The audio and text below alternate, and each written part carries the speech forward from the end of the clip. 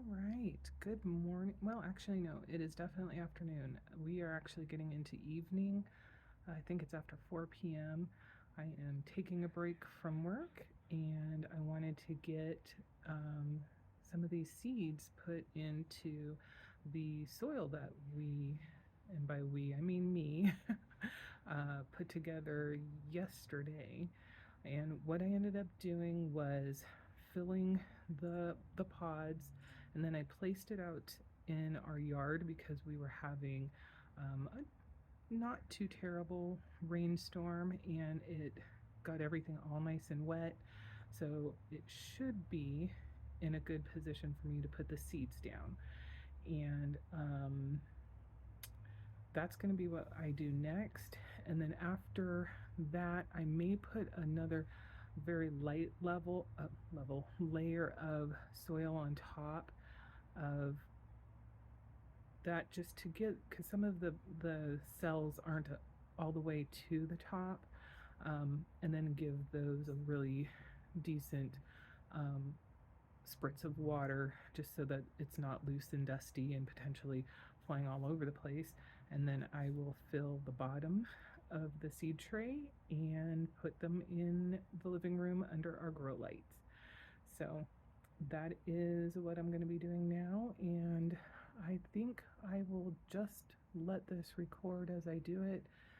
Maybe I'll mention what I'm planting at the time. We'll kind of play it by ear. So,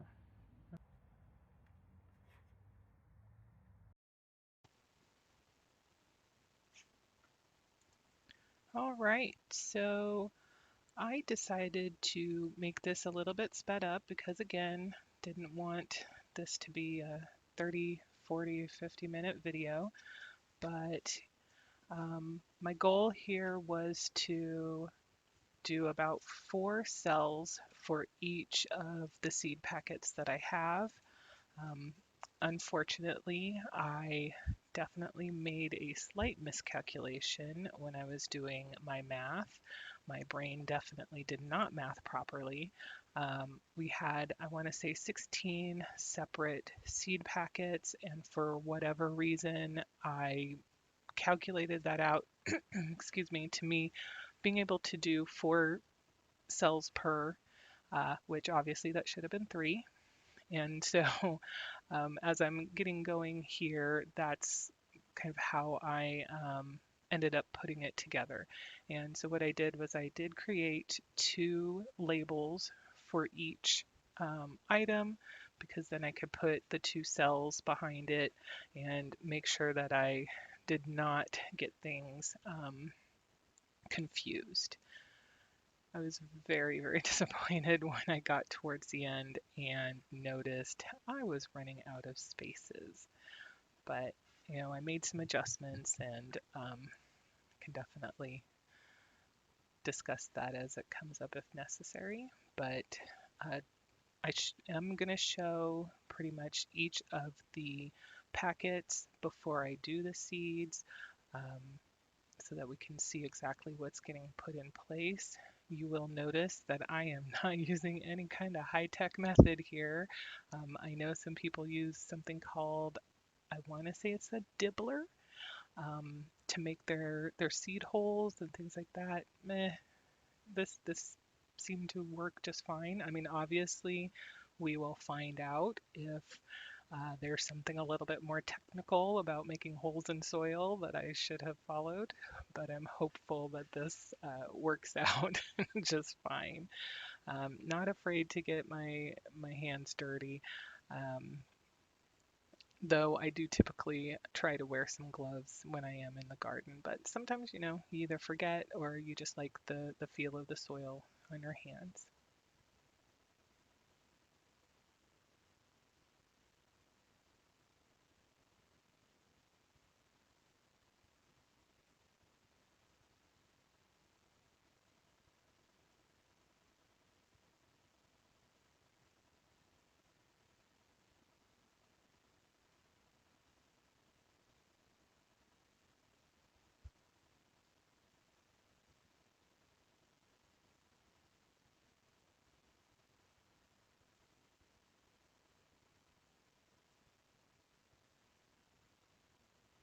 Now you may notice that for that one, the spoon tomatoes, I only did one cell set. Um, as I mentioned, I did my wrong calculation, and one of the adjustments that I was making prior to realizing that I had made the wrong calculation was I wanted to have more than 4 cells of the nasturtiums. So the thought for me was I would just go ahead and uh, have 1 or 2 of the items just be 2 cells rather than 4, so that I would have that extra space available. So I'm only doing currently 2 seeds for the spoon tomatoes.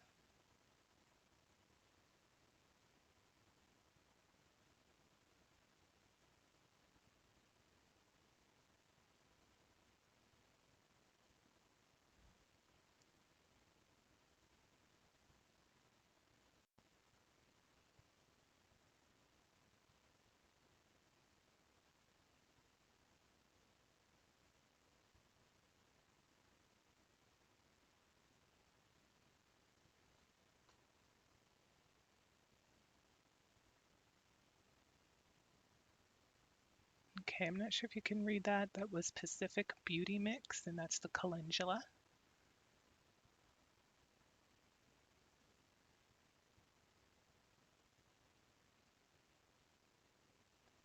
As I recall, these had kind of strange seeds.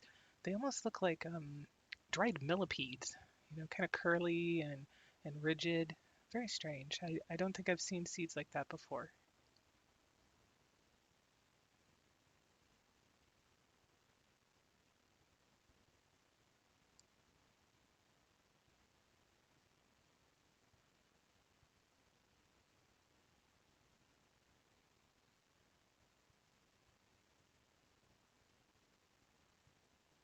So I'm actually very excited about these. As you notice, these are the cabbage, and I just ordered a book on fermenting, and I'm gonna hate myself. I cannot remember the name. I think it's just called Fermented Vegetables. I learned about it from Becoming a Farm Girls channel, and because Scott is getting into the fermentation, world, I got that for him, and he did see a number of recipes that he was interested in trying, and a lot of them require cabbage. So I'm really, really hoping that these grow well and allow us to kind of check that world out.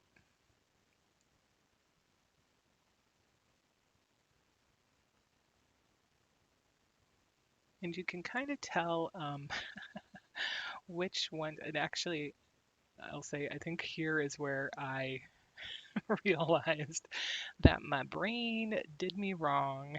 Um, and it was a little disappointing that I'd let myself down with my ability to not only count but multiply or divide.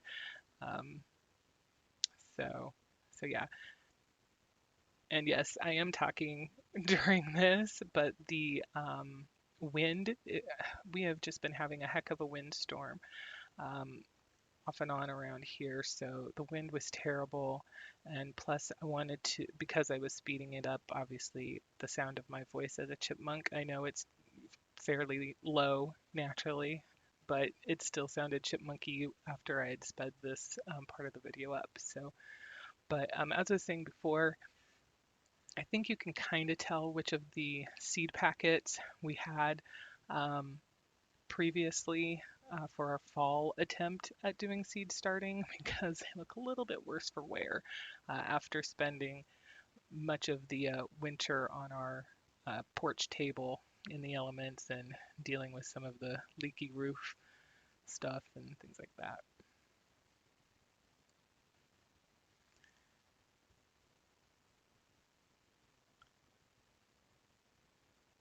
Yeah, that one was the Anan's Noir. I don't know why I was holding it so it was not very easy to read, but there we go.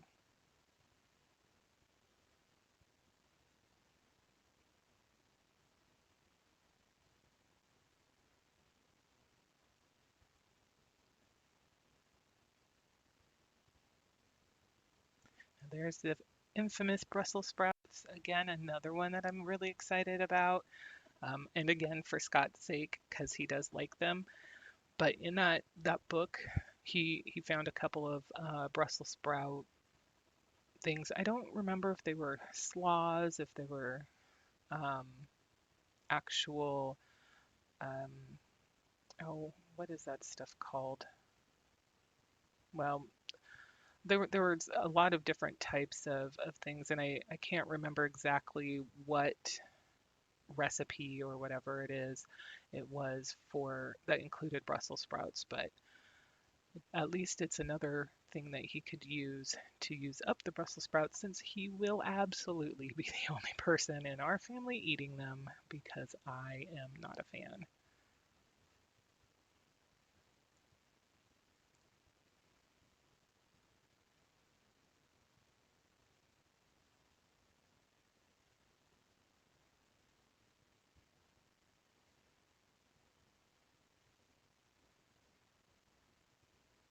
And I don't remember if I mentioned, but you can see here each of the kind of little mini trays has six little holders.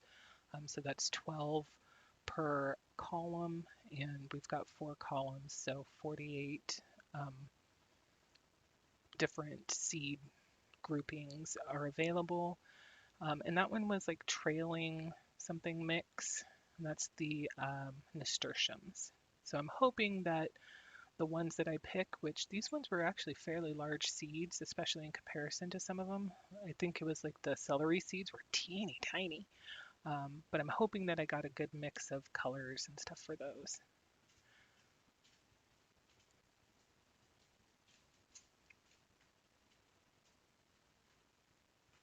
But that's the end of what we've got. Okay, so as I promised, this is our seed starting station. Um, all of this is new. I wanted to make sure I got something that was fairly portable and easy to put together. I've seen videos where people have like lots of shelves and then they put, lights on each shelf. And while that was tempting, this is still our first try at this, our first, real serious try. So I didn't want to get ahead of myself. And honestly, I don't know where I would put a shelving unit that was as tall or as big as a lot of the ones that I've seen, even if it would potentially fit in this area in our living room. I don't want this to be a permanent structure by any means. So we ended up purchasing this little table here. It was on sale at Fred Meyer's. I got the light set up on Amazon. It was a little bit spendy, a little bit more than I was originally planning on spending, but when I was looking at some of the other options, this one, the way it's laid out, just seemed like it would be the best bet for the equipment that I had and what I was working with. But so as we can see, I'll get a little bit closer here. All of the seed pod things seem to be getting the same amount of light, and that's important. I just brought these into the house, oh, let's see, maybe about 7 hours ago. So I don't know exactly how long it'll take before we start to see condensation, and the humidity um, growing in there. This does have these little window things to help you regulate the humidity. One of them is has the thing on the side that you poke the nub into is split. So I don't know if it's truly sealed as tightly as it could be, and that could create some problems. If I don't see anything that looks promising, maybe I will tape that area down just to be on the safe side. Um, Other than that, I didn't buy a a heat mat, because I figured It's in the house and it should be warm enough in the house. I'll be honest, we keep our house relatively cool. It's 64 right now, or at least we keep our heater at 64. Um, if need be, I can always, raise the heat, but I'm hoping that with the dome that will obviously keep some heat in and have a greenhouse effect, and I won't be regretting the fact that I didn't get an actual heat mat. Um, yeah, so that's it. That's our humble seed starting setup. I don't really have any plans right now to be able to accommodate a second tray. I'm trying to start slow and be methodical about how we go about this, especially with all the stuff that we have going on. I do not want to get ahead of myself and find myself scrambling around trying to figure out what I'm going to do with, plants that are coming up in potentially volumes that I'm not prepared to deal with, because then I don't want to put the plants themselves in jeopardy. And if I do too many at one time, am I going to be able to properly care for them in the time frame that they need as they're in their critical, early growing stages? So we'll keep track of where things go. I'm hoping in a couple of days, maybe a week, we'll start to see some sprouts, and that will be the first sign that we've made some good choices. And on that note, I am going to say, have a wonderful evening or day, whatever time it is when you're watching, and hope to have you along for the ride as we really take some serious steps into our seed starting adventure. So take care of yourselves and thank you. Bye bye.